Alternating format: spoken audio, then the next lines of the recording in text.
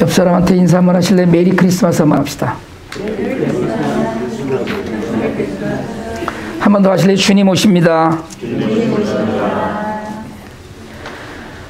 우리 교회가 성탄절에 따로 예배로 모이지 않고 성탄절은 가정과 또는 선교의 마음으로 지내라고 말씀을 계속 드리고 있어서 매년 성탄절 전 주일을 성탄 축하 주일로 지킵니다.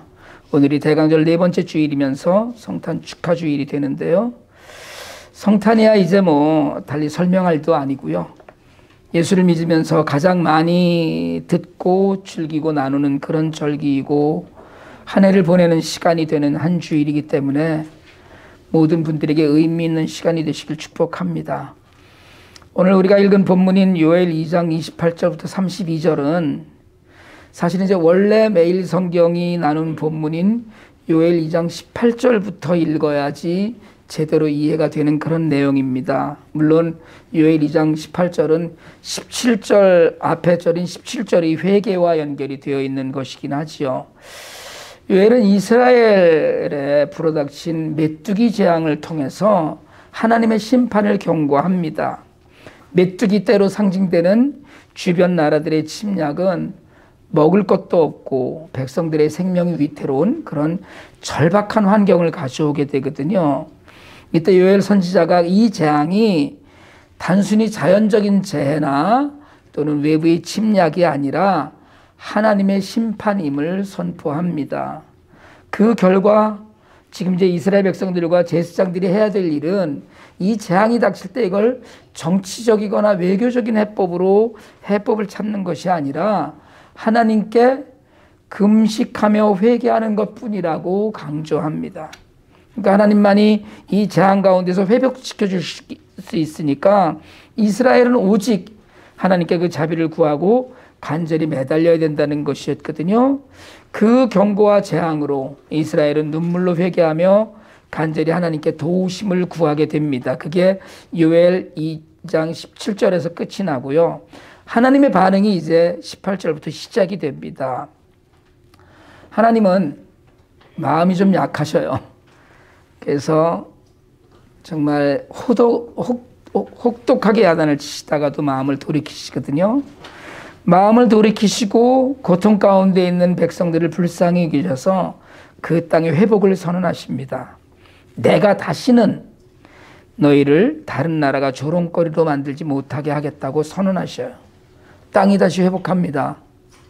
그러니까 땅과 들짐승과 모든 사람들로 하나님의 은혜를 누리고 배부르게 되고 풍성한 수확을 얻고 기뻐하고 즐거워하게 될 것이다라고 이어져요.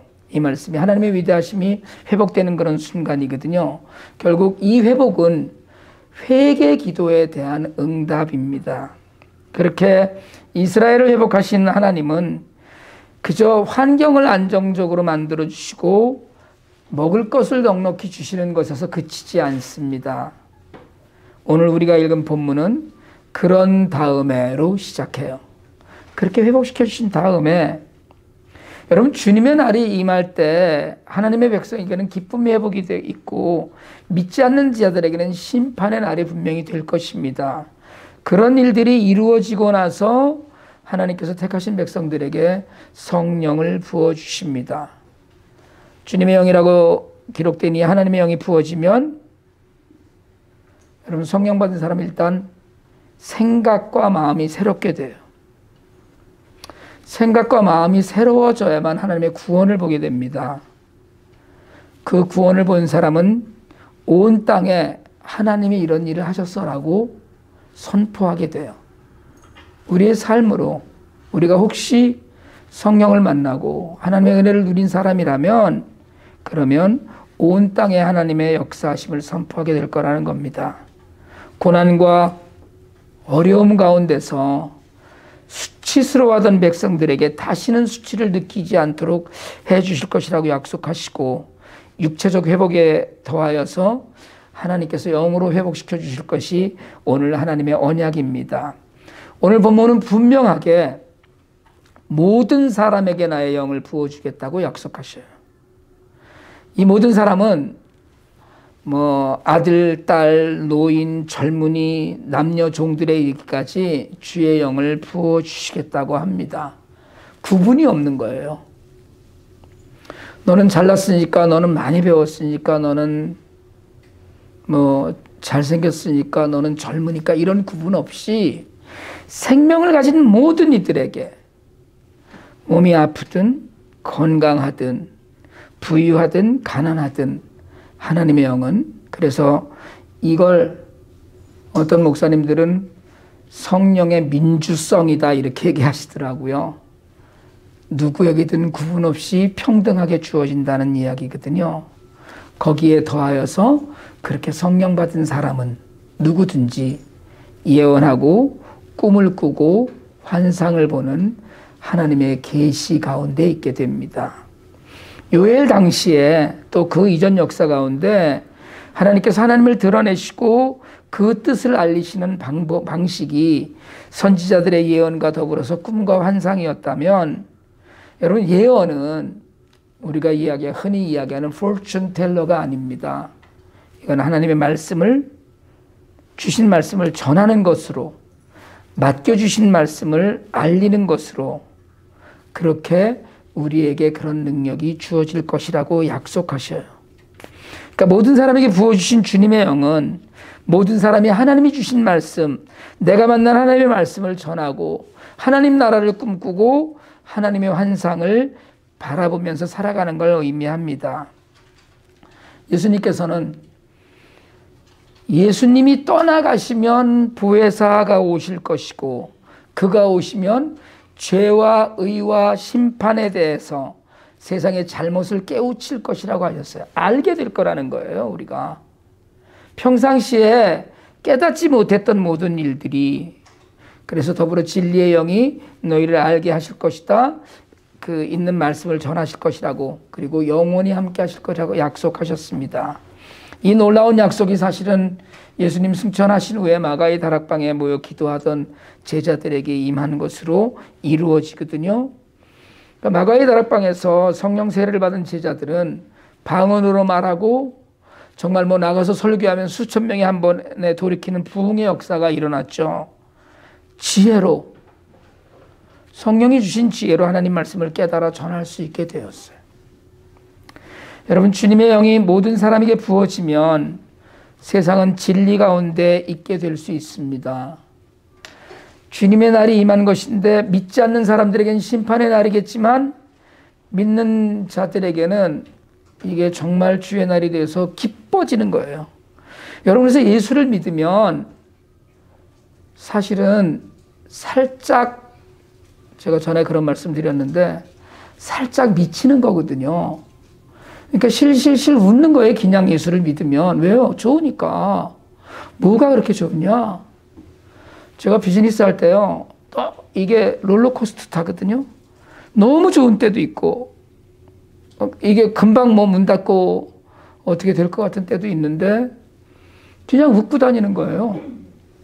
뭐가 그렇게 좋으냐고. 그냥 좋은 거예요. 여러분, 그냥 좋아야 되거든요. 그냥. 주님의 영이 우리를 충만하게 하셔서 우리의 환경이 어떠하든지 간에 기쁨이 끊이지 않는 날이 반드시 옵니다. 그 말세의 징조가 있어서 고통의 시간도 다가오지만 여호와의 이름을 부르는 자는 구원을 얻으리라고 오늘 말씀이 맞춰져요. 여러분, 하나님의 영에는 모든 것을 이기는 힘이 있습니다. 모든 것을 견딜 수 있는 능력이 있어요. 저희가 아무리 어려운 환경들을 보아도 그걸 이겨나가고 그걸 견디는 힘은 내 힘으로가 아니라, 내 지식으로가 아니라, 내 경험이 아니라 하나님이 주시는 영으로 이겨야만 돼요. 이 모든 은혜를 여러분들이 다 풍성히 누리실 수 있기를 축복합니다. 오늘 성탄절 축하주일인데요, 25일을 많은 크리스천들이 예수님의 이 땅에 오신 것을 축하하는 날로 지킵니다. 믿는 사람들만이 아니라 믿지 않는 사람들도 크리스마스 선물을 하고 장식을 하기도 하고 한 해를 살아낸 감사의 새해를 기대하는 그런 시간을 보내기도 하죠. 연말연시가 끼어 있기 때문에 사실은 크리스마스 시즌이 굉장히 풍성해진 것도 있겠습니다만은 그런 모든 환경들 가운데서 오늘 성경이 우리에게 몇 가지 가르칩니다. 첫 번째로는 다시 우리에게 오시는 하나님의 은혜를 간절히 소망하라는 거예요. 여러분, 작년부터 우리가 겪고 있는 이 인류가 이제까지 겪어보지 못한 그 어떤 고통보다도 질긴 코로나 바이러스 시대를 우리가 맞닥뜨려 있습니다. 요엘서가 그리고 이스라엘 백성이 본 적도 없는 메뚜기 재앙을 이야기할 때부터 사실 우리는 오늘 우리의 현실을 돌아보게 되었어요. 어제 저희가 이제 내일 교단 목회자 모임이 있는데 같은 교단 그 목사님께서 대학에 있는 딸이 집으로 그 윈터 브레이크에서 오려고 하다가 코로나에 걸려서 기숙사에서 지금 격리되어 있는데 집에 또 같이 있는 아들, 고등학생 아들이 확진이 되어서 내일 모임에 못 오신다는 소식을 전해주시는데 그 댁에 또 딸이 또 다른 학교를 다니고 있는데 그 딸은 집에 오고 싶어도 지금 못 오는 거예요. 한 딸은 미시간에 있는 칼빈 대학교 기숙사에 그대로 있고 한 아들은 여기서 앓고 있으니까 또 중간에 있는 딸 하나가 대학 기숙사에 있는데 어째야 되는지 모르겠는 거예요. 저와 제 아내는 작년부터 한국을 나가려고 했죠. 작년 초에 원대한 계획을 품고 있었어요. 한국에 나가서 여러분들 잊어버리고 잘 놀리라. 근데 작년, 금년 다 기대했다가 못 갔습니다. 내년 봄에 일찍 좀 한국을 다녀오고 싶은데 기약이 서질 않아요. 세상은 재앙 앞에서 우왕좌왕하고 있고 빈부격차는 이 틈에 더 벌어지고 사람들이 살아가는 일에 허둥대고 있습니다. 여러분, 부자들도 전전긍긍하고 있고요.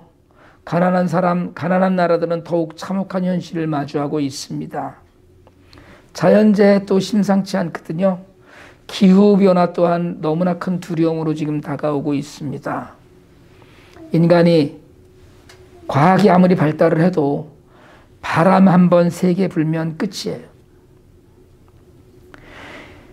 더구나 이 어려운 코로나로 당하는 시련이 초기에 교회는 모이지 못하는 것 때문에 힘들어하고 정부와 마찰도 있었어요. 아직도 백신을 맞는 일에조차 대립이 커지고 있습니다. 어디 하나 여러분, 코로나 이전을 정상이라고 한다면 지금은 정상으로 볼 수 있는 구석이 하나도 없습니다. 이런 혼돈과 재앙 가운데 오늘날 우리는 과연 이 혼란의 시기에 우리가 해야 될 일은 무엇인지를, 우리는 그동안 어떻게 살아왔는지 성찰해야 될 때가 아닌가 싶어요. 한 주간 요엘서를 묵상하면서 이 성탄의 계절에 대강절 주님을 기다리는 절기를 지나면서 우리는 왜 하필 요엘서를 묵상하고 있을까요? 그 안에 혹시 주님의 뜻이 담겨 있는데 우리가 놓치고 있는 것은 무엇일까를 묵상하고 또 묵상하게 됩니다. 믿는 사람은 하나님의 주권을 인정하는 사람입니다. 하나님께서 이 재앙을 모르실 리 없다는 믿음이 있는 사람이 하나님을 믿는 사람이에요. 우리의 삶에서 하나님을 인정하는 사람만이 하나님을 믿는 사람입니다. 그럼에도 불구하고 믿는 사람도 동일하게 고난당하고 어려움 가운데서 심지어 예배도 마음 놓고 드리지 못하는 어려움을 당합니다. 하지만 여러분, 오늘 요엘서는 하나님께서 여전히 우리를 사랑하시고 우리를 불쌍히 여기시며 반드시 회복시켜 주실 것을 약속하고 계셔요. 이스라엘 백성들이 그렇게 메뚜기 재앙과도 같은 본 적도 없는 재앙을 맞닥뜨릴 만큼 큰 죄악 가운데 있었을 때도 하나님은 불쌍한 마음을 거두지 않으셨습니다. 거기에 더불어서 어느 날 우리가 읽은 본문처럼 주님의 영을 모든 사람에게 부어주실 것을 약속하셔서 마지막 때에 주의 이름을 불러 구원을 호소하는 모든 사람이 구원받을 것임을 천명하고 있습니다. 혹시 오늘 우리가 조금 하나님의 곁을 떠난 적이 있다고 하더라도 여러분, 하나님의 긍휼과 자비는 우리를 떠나지 않습니다. 혹시 하나님께서 불렀는데 하나님을 거부하고 그리고 하나님을 떠나 있다가 돌이킬 시간이 반드시 와요. 하나님은 모든 사람에게 오셨습니다. 주님의 영은 모든 믿는 사람에게, 택하신 백성에게 부어졌어요. 요엘 선지자가 예언할 당시에는 하나님의 영은 제한된 사람들에게만 부어졌습니다. 하지만 이제 모든 사람에게 부어주시는 주님의 영은 새로운 시대를 약속해요. 성경은 분명히 하나님이 세상을 이처럼 사랑하사 독생자를 주셨다고 했습니다. 그런데 여러분, 사실은 모든 사람이 하나님을 믿는 것도 아닙니다. 마지막 날에 모든 사람에게 주님의 영을 부어주시겠다고 하셨지만 성령을 받은 모든 믿는 자들이 다 신실하지도 않습니다. 성령은 뜨거운 불로 요란하게 오시는 것이 아니라 진리의 영으로 말씀을 깨닫게 하시고 바르게 하늘나라를 이 땅에서 살아갈 수 있도록 인도하셔요. 우리 안에 계시면서 우리 마음 가운데서 예수님을 사모하고 말씀을 읽고 깨닫게 되도록 주님의 영은 우리를 여전히 인도하십니다. 그래서 성령의 사람은 예수 그리스도의 증인이 되어야 돼요. 더불어 진리 가운데로 인도받는 사람은 세상을 보는 시각이 변하고 생각이 변합니다. 또한 하나님의 영으로 부름받은 사람은 성령의 열매를 맺는 사람입니다. 성령의 능력은 여러분 옛날에 그거 보셨나요? 숟가락을 휘게 하는 그런 초자연적인 능력을 말하는 것이 아니에요. 성령의 능력은 세상을 품고 모든 것을 용서하고 모든 것을 이해하는 능력으로 세상을 이기는 것을 말합니다. 그러니까 성령의 능력은 숟가락을 휘는 것이 아니라 내가 휘어지는 거예요. 성령의 능력은 없던 일이 생기고 무슨 초자연적으로 공중부양하고 하는 것이 아니라 내가 낮아지고 내가 바닥으로 꺼지는 거예요. 그게 성령의 능력이에요. 그래서 주님의 영으로 충만할 때 꿈과 환상이 허황된 것이 아니라 내 꿈이 아니고 내 환상이 아니고 하나님의 꿈, 하나님의 비전으로 내가 채워지는 것입니다. 그래야만 열매를 맺을 수 있어요. 성탄은 바로 그렇게 모두에게 오신 구세주의 날입니다. 그리고 그토록 고대하던 주님을 통해서 구원의 기쁨을 누릴 날이기도 해요. 여러분, 이 성탄의 계절에 주님을 만난 누구든지 성령으로 충만한 믿음의 은혜를 누리시길 축복합니다.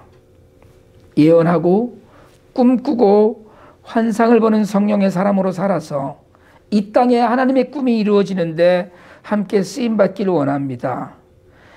회개하고 돌아온 이스라엘 백성이 육체적인 풍성함만이 아니라 영적 충만함도 누리게 되듯이 여러분, 우리도 이제 이 어려운 시국에서 회복되어서 영적인 회복까지 온전히 누리게 되기를 소망합니다.